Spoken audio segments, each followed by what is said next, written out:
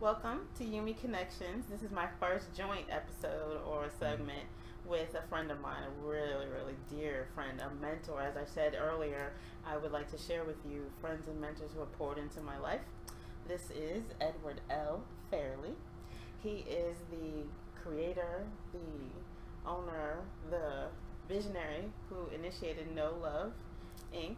I'm going to let him share a little bit about what that means. But he's important in that love is just a key critical component of success in any area of our lives. So I wanted him to share a little bit about who he is and what No Love Inc. is. Well, I am Edward L. Fairley. Thank you for introducing me and for having me on your your show Yes. or vlog or whatever this grows to be. I'm excited for it either way. I am the beginning of something. We don't know where most it's going to certainly, end up. and hopefully it'll just fall in good soil. I am Edward L. Fairley. I am the founder and CEO of No Love Incorporated, which is a holistic relationship company and education firm that just empowers intellectuals on how to experience love on purpose as opposed to by chance or happenstance.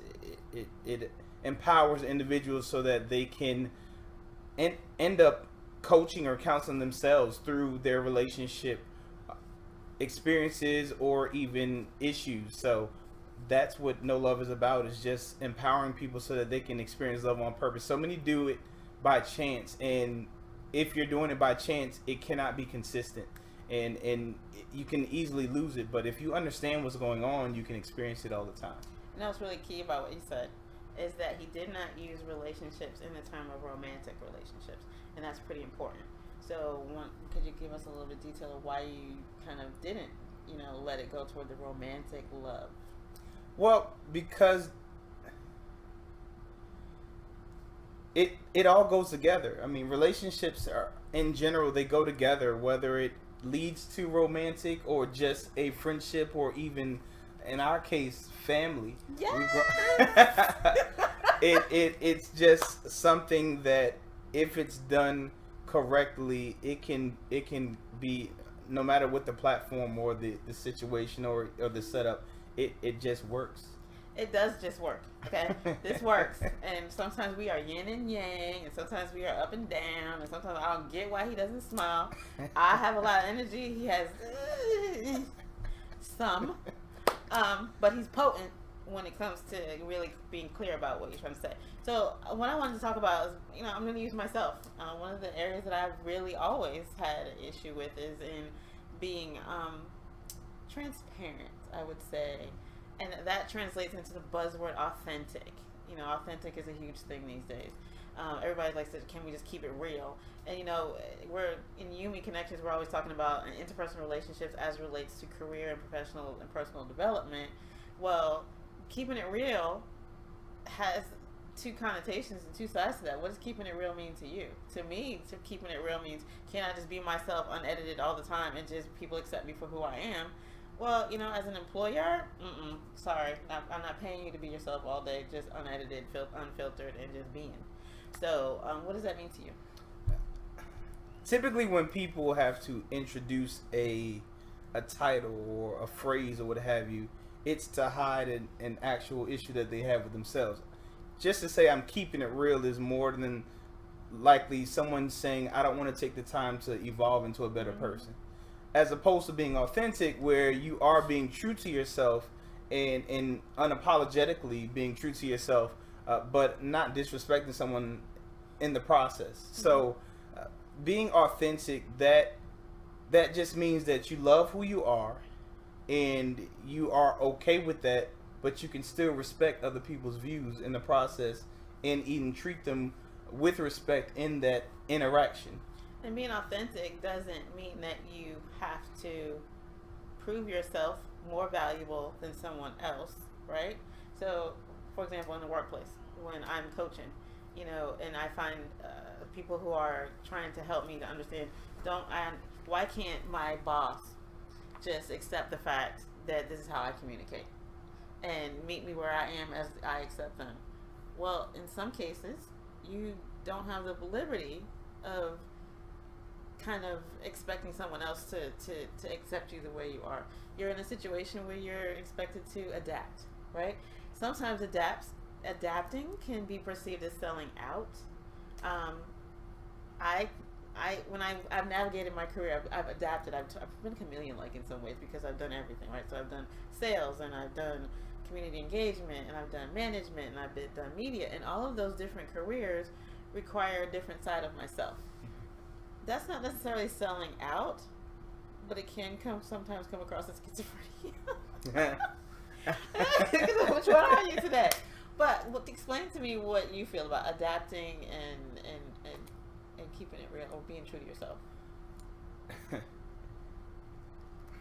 All right, so here's the contradiction in the whole statement of I'm keeping it real. Excuse me. Yeah. Or kick me. or deciding that I'm not going to adapt, because I don't want to call it being a hypocrite. It is being a hypocrite, because a little bit, right? Yeah, if you are frustrated because they won't receive how you do things, that means you're not being receptive to how they do things. So it's a selfish statement. Mm-hmm. And with anything, it's going to take teamwork. So oftentimes people don't even communicate that this is my learning style, my training style, whatever. So that doesn't even give that person the opportunity to adapt to you.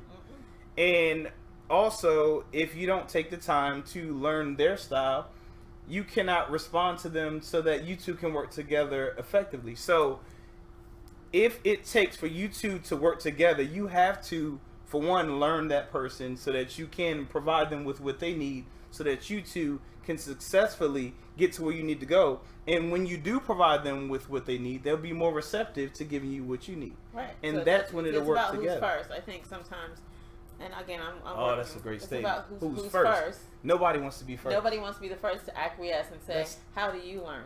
How can I help you? How can I better communicate with you to get to where I need an understanding, right? It's even deeper than that. It's like, I don't want to give in first. They need to respect me. You know, they say it all the time. To get respect, you got to give respect. Yes. So when do you give it first? So you need to give it. Go ahead and give it, or just at least show them that you can, so that they will be receptive to giving you that quote unquote respect. We love to talk about all the time. So I'm supported by nature, right? Okay. So I tend to give always first. Just give it away. Just, how can I help you? How can I do for you? What do you need? How can I listen attentively to what you're saying and then get you to help? Give you help. But then we always talk about, why are you always feeling like you feel obligated to be first or to give? And I think sometimes you check me and say, why don't you ask questions first? Or why do you feel like you have to start with, let me give you everything? Well, for one, if you're just giving everything, you don't even know if that's what they wanted in the first place. That's being taken advantage of, right? Isn't that why I end up going, I'm so spent. I give it all, and I get nothing. That's what I was about to say. Right? You end up without any energy because you've given everything away. When in actuality, you could have been efficient with your gifts or talents and just giving them what they need. Efficient with your gifts and talents. Do tell. So yeah, there's no need to give them everything when all they wanted was just one thing. You're gonna, and I don't know. And in the end, it's just like I said, just like you said, you have to ask so that you can make sure that you're providing them with what it is that they're needing or looking for. Not to mention, that's how you get feedback to know if you should continue doing what it is that you're doing. So if you're not consistently looking for feedback, or even asking what they need, you could just be giving stuff and all this energy, then you feel burnt out, and you didn't have to be.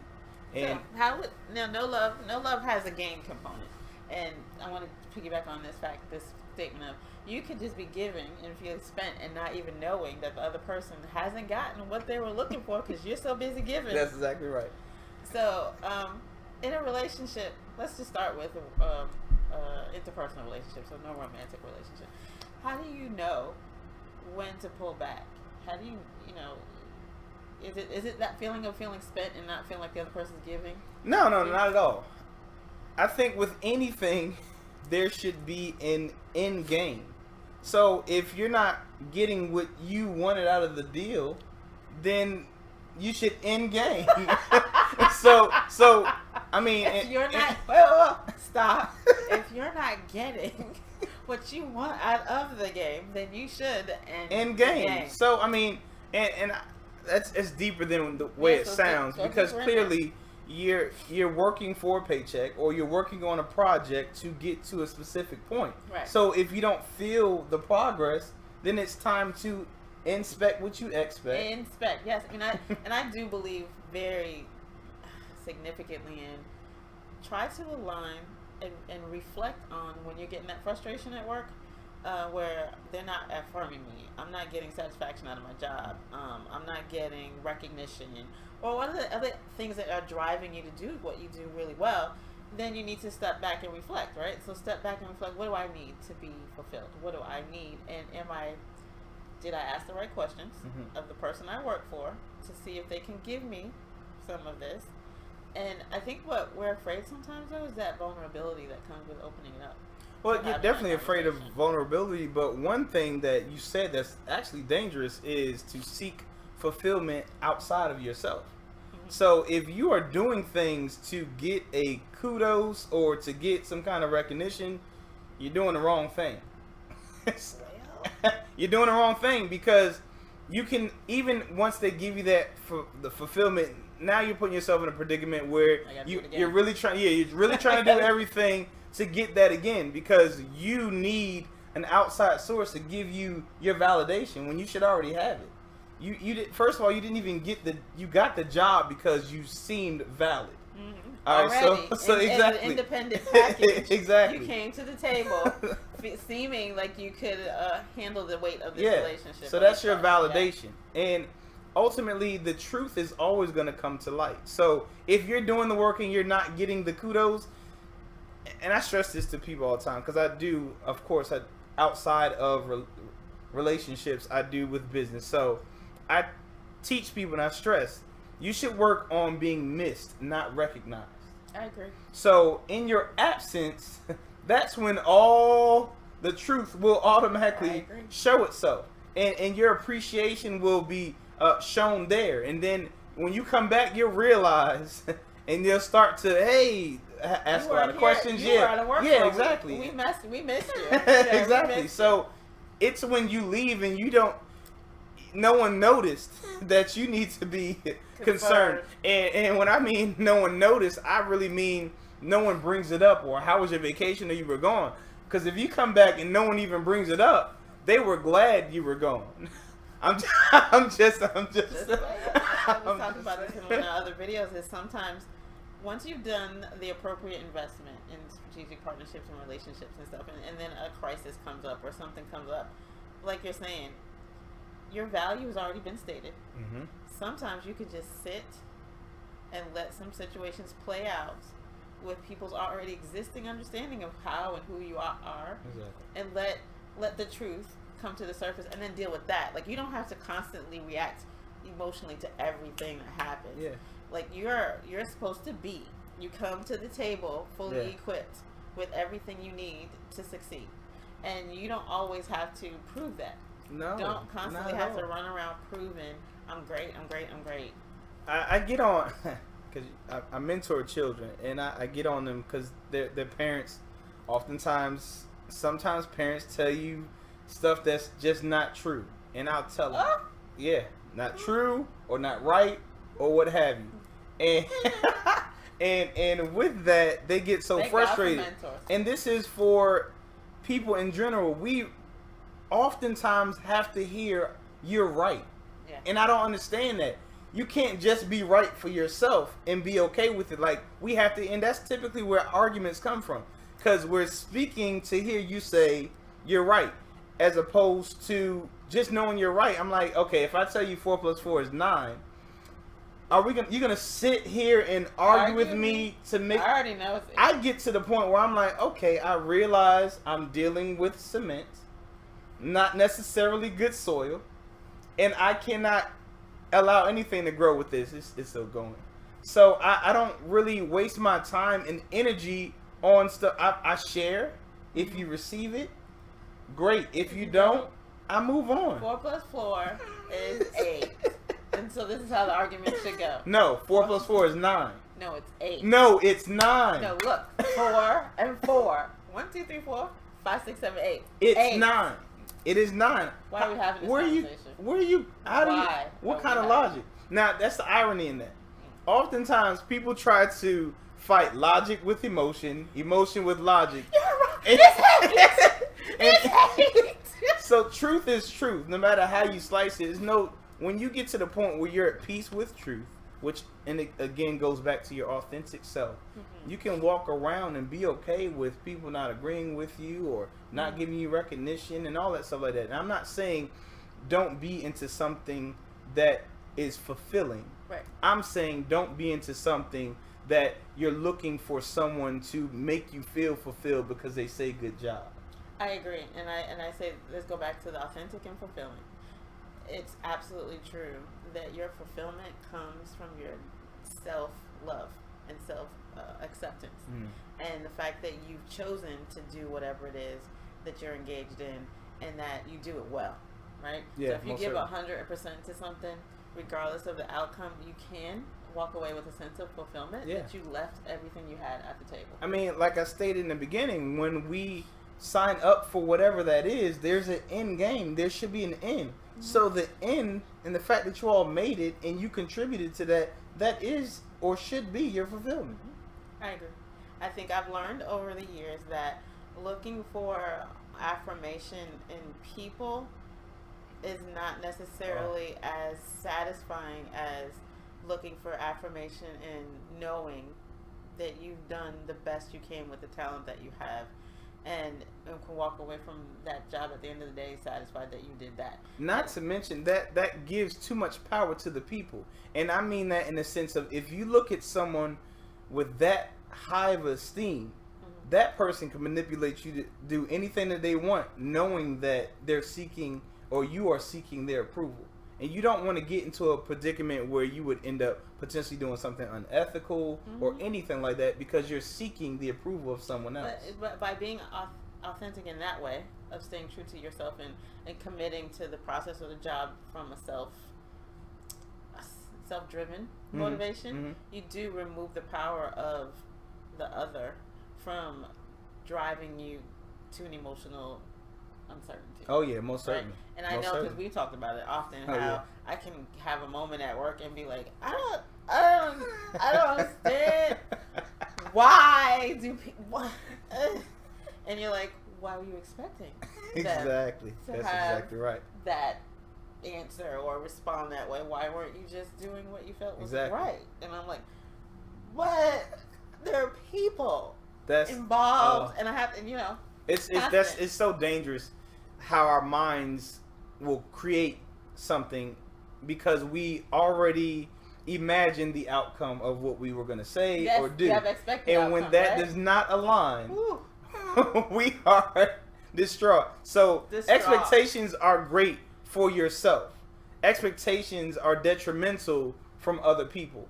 And I don't mean you shouldn't expect people to respect you or anything like that. I'm saying via conversation or any kind of situation, you should not share something with someone and expect them to respond a certain way or say something back. That is dangerous because once it doesn't go as script, our script, then we are going to respond emotionally upset, frustrated. Well, I didn't expect for it to go that way, and your response is going to be terrible. As opposed to, and I can't stress this enough, just get into the habit of sharing without the intent of changing someone's perspective, changing their mind, or even changing their thoughts. Just share. What they do with that is up to them. It is not your job to change someone's mind. It is your job to share. Isn't that interesting? Because isn't that what really loving is? Oh, loving is, and I love the play on word love, because once you know love and know it, you can share it without. That's what love is. Right? See, that's where Isn't people. that Oh yeah, my goodness, people mix love with manipulation. All right, so love is give and give and give and give and give. No expectations of return. Manipulation, on the other hand. But when do you end the love game? No, you see, just keep giving, no. I know. If you found someone that loves you, they're giving, giving. Right. So on the outside looking in, it looks like give and take, but it's not. It's just give. It's give. But both people are receiving because they're both sharing love. But manipulation, on the other hand, is I give because you're supposed to give back. And you so owe me. You owe My me, exactly. love tank is empty, so right? I took you out to dinner. I bought, and that's those people that have that list. I cooked for it. I did this. I did that. I did all this in the project in your world. Oh, my favorite. I come home every night. Exactly. Oh, wow. My goodness, I come home every night. I pay the bills, so I expect this, and this. Right. And when you don't, you're disrespecting me. You don't love me. Mm-mm. No. If you really did that out of love, no matter what their response is, it cannot cause any kind of frustration or hurt because you just share it with the expression of love or the intent to express the love you have. Yeah. Not that you're trying to gain. Yeah. The love that you have. Because once you have it, I'm not trying to get it from you.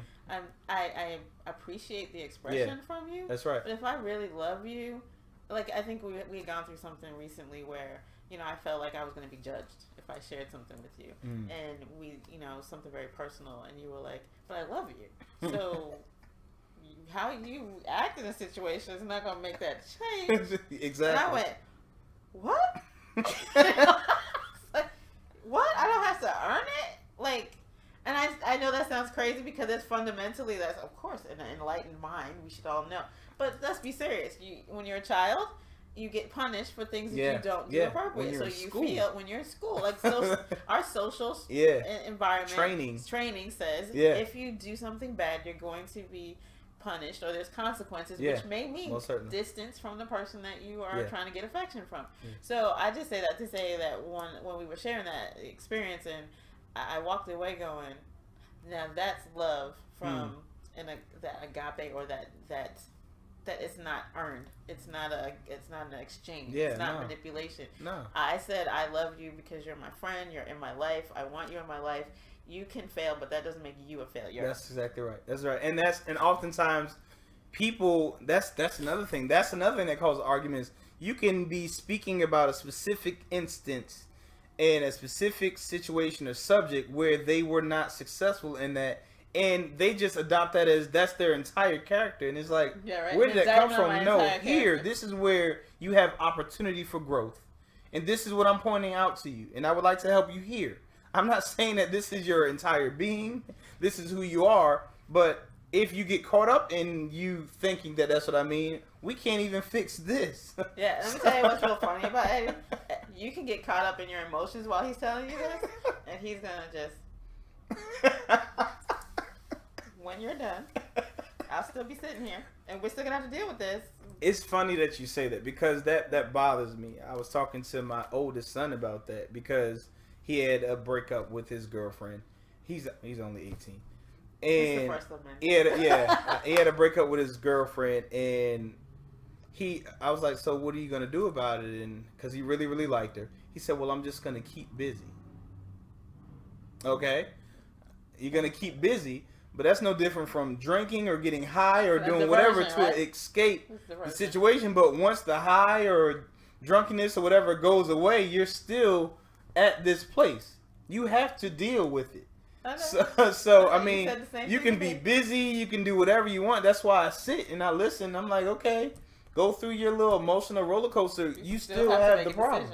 What are you going to do? So, like, I mean, I don't disregard emotion or anything like that, but that does not I think it's accountability. What I love about our friendship is accountability, and I say that because with utmost respect. I think what's cool is that we can be real transparent. Oh yeah.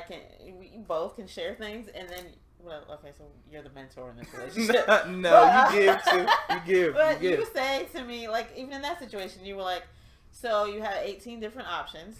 You can go through them because you just outlined 17 of them for me. Or you can make your decision. Maybe you can call me back when you do that. And I was like, you're not going to listen to me?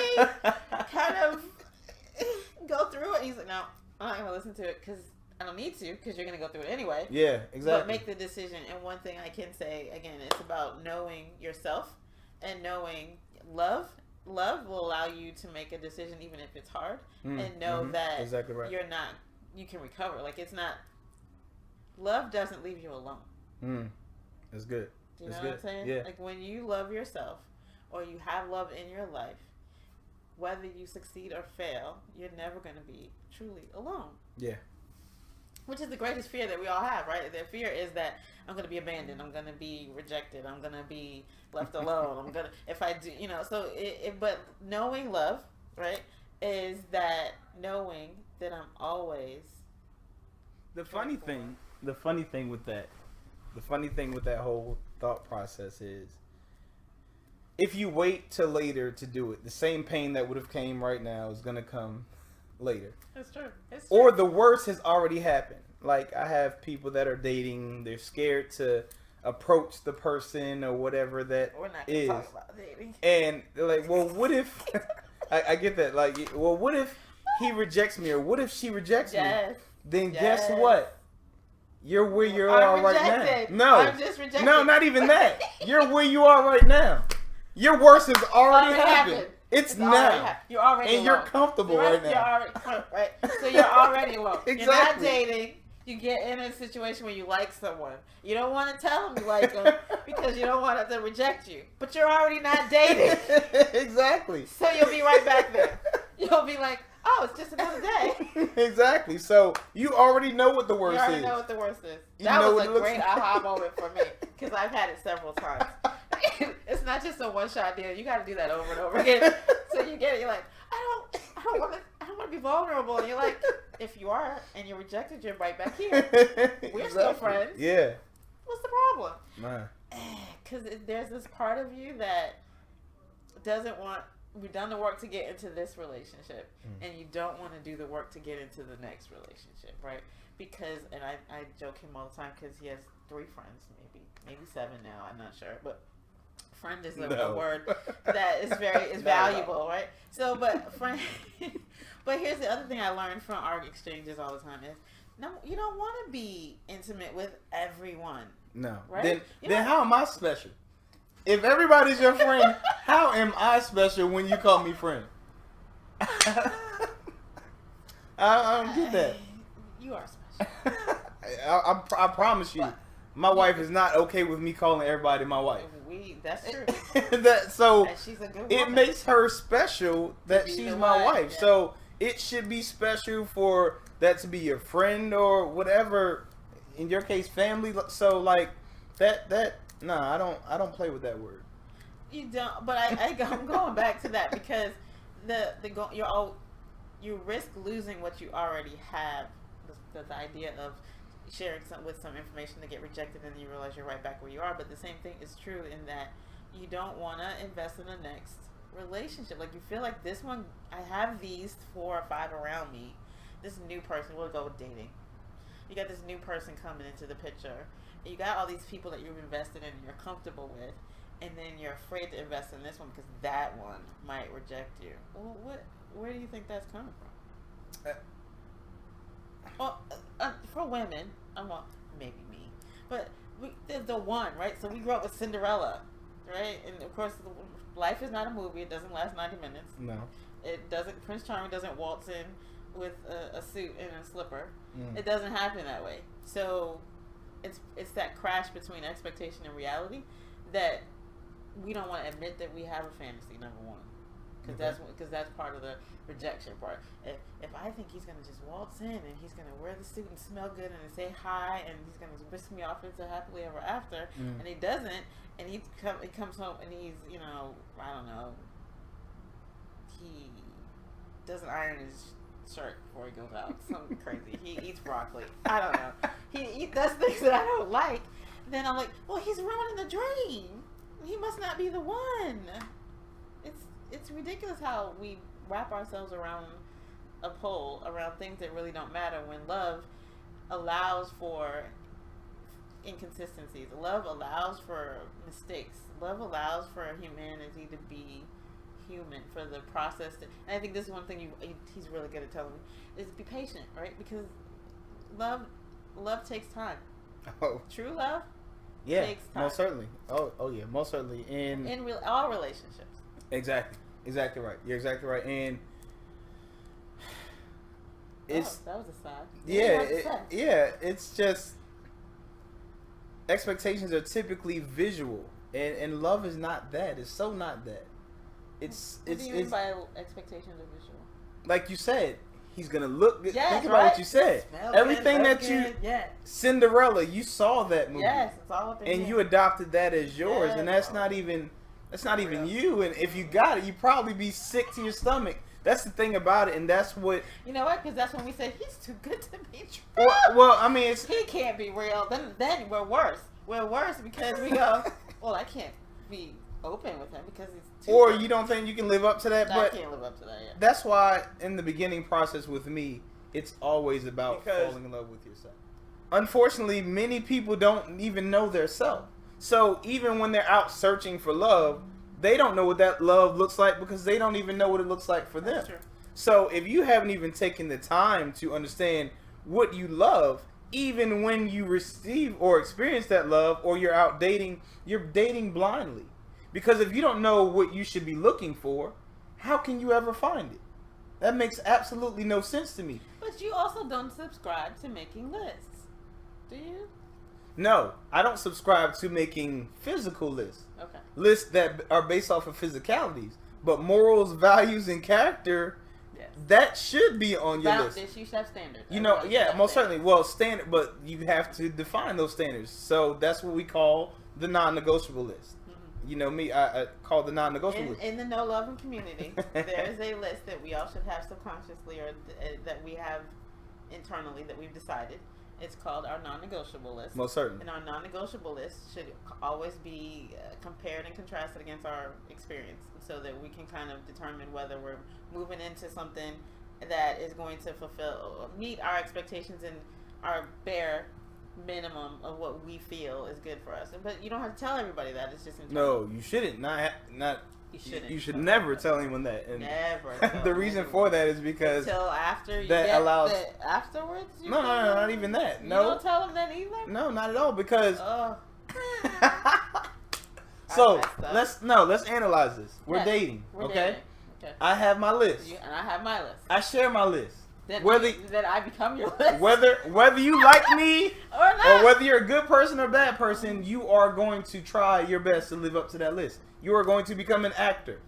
And you're going to do that to woo me because you like me. So I'm going to try to live up to that to get you. If you don't, if you're a bad person, I'm going to do that to get you or get what I want. And then I'm going to dismiss you. Bye-bye. All right. So either way, a good or a bad person with that list is going to act that part. Right? And that's when you are on the phone. You're too good to be true. Well, you told them how to be. They're doing everything I put on. Exactly. You told them. So you would never tell that list. And what I mean by never is they should have. You never have to get to the point where you have to discuss that list if you've transitioned from dating to relationship, because they've met the list, which is why you moved from dating to share to relationship. So there's no need to share it with them. They know who they are, so they're the I would list. say, this is me being transparent right now. A little bit might be too much, but I agree with you more now than I did in the past. Oh, I mean, because I know, right? Time.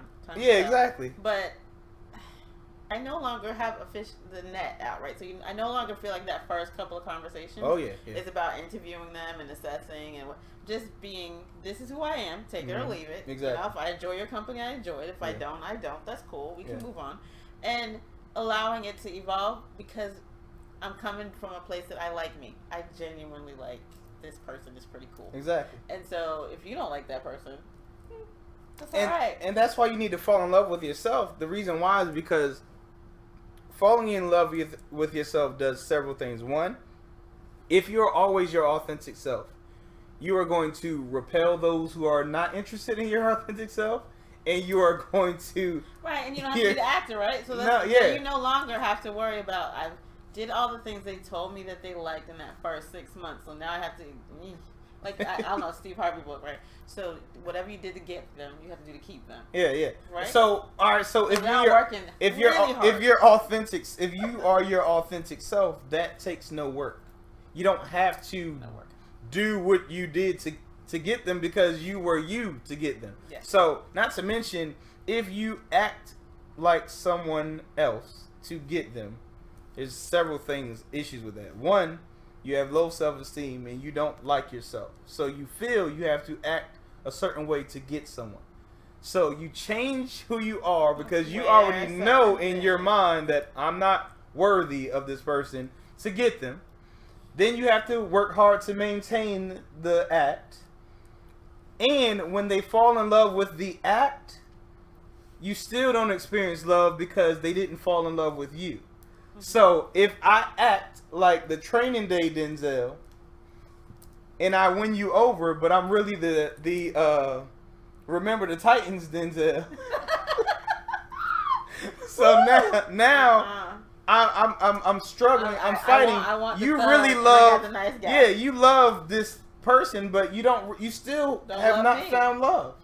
So you acted and you got someone who really loves someone else, and you still don't have love. But aren't we saying, when you come from the perspective, and I'm going to turn it back over to the job too, but that when you come from the perspective of I like myself, and you meet the Training Day Denzel, and then the other one shows up, because you like yourself, and you actually were open enough to like Training Day Denzel and the other, you can accept the other one too because you realize that people are multifaceted, right? And so you might be open to them showing you more of themselves.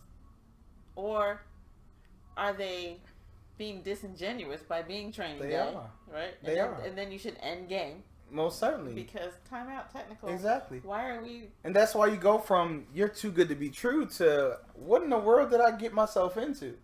And it's honestly, it was... But then, some people stay after the reveal. Yeah, and they're miserable. Now, you can either divorce the job. Yeah. Right? Because you can. You always can. Yeah. You can adapt. Yeah. And go to counseling, right? And try to reposition this. Because here's the thing. In the workspace, sometimes you can reconfigure your position based on a misunderstanding, a misallocation of resources, right? So you can do what you say in a relationship, which is let's be honest. Let's just throw all our cards on the table. Let's talk about this for a minute. Most certainly. Maybe I put my wish list on the table too soon, but I also wasn't clear about what I meant by B. That's right. And so then you find yourself in a different negotiation. That's why I stress. This is like people who are around me, even my children. Like, inspect what you expect, and I mean to the point where you have to figure out how to say it in a manner that it doesn't seem condescending, but you need to at least ask them to say in their own words what it is that you said back and stuff like that, so that you can make sure that what you're signing up for is what you really want.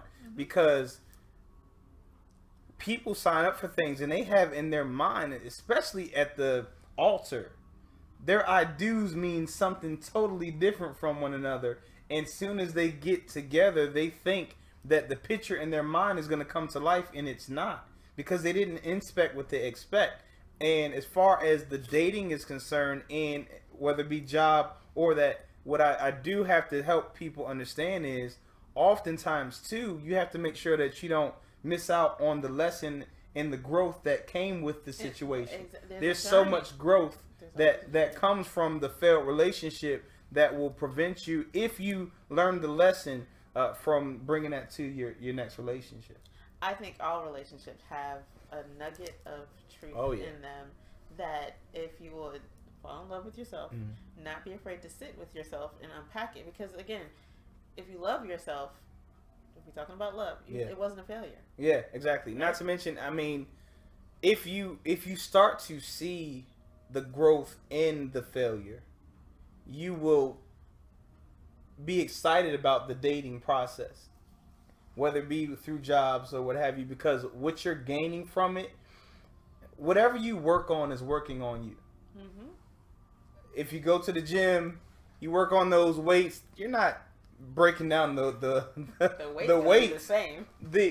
You're working on you. And the same thing with work, jobs, relationship. If you're working on something, it's working on you, and if you allow it to. And I said, in a career, it's likely that you'll have several different relationships, quote, or positions. That's good. In dating, I like how in you your tie all life, this stuff in. I Wonderful. connect the dots. But in relationships, you're likely to have several different relationships in your life. At one point, you're going to hit that one that hits all of the check marks, right? So there's some relationships that weren't so bad because they were bad people. They may have hit 30% of the list, right? Mm. So they didn't fit everything. Yeah. So that's why they weren't a keeper. But they hit some of them, and you learned how to deal with some of those things. But then you have other ones that when you find that one that hits all those cylinders, match made in heaven. I put it to you like this, and I often have to tell this with people that are dating and they're frustrated. Imagine, like, so what's your... Frustrated? Oh, frustrated. My goodness. All right, so what's your favorite fruit? Grapes. Grapes. All right, so great. All right, so favorite fruit are grapes. Say I give you a call on the phone and say, hey, someone blessed me with a huge box of grapes, and I know you love grapes, so I wanted to make sure I got you taken care of. So I want you to come by the house when you get off and get this box of grapes. You can't bring them to me? Nah. Okay, fine. Gas is going up. All right. So you got to come and get these grapes. I got them for you. So more than likely, while you're at work, you're like, man, I got to hurry up. I can't wait to come get my grapes. Oh my goodness, I can't wait to get my grapes. So you're anticipating the grapes. Time is going by slow. You finally get off. You hurry up to my house. You get to my house. Hey, how about those grapes? Hey, they're over there. I point you to the box. Open up the big box. Open it, and it's a whole bunch of grape seeds. Ooh, do tell. You are now disappointed. You're probably mad at me. Are you serious? I am slightly a whole disgusted. box of grape I am like this boy. seeds. I know. He did not make me rush over here for something that for some grape wait. seeds. Now, I say all that to say this: dating is the process of planting the seed, getting the nourishment and water and sunlight from the soil, the entire process, so that when you do get to the person that's right for you, you are not a seed and you disappoint them. So you do not want to get to who you are looking for as a seed.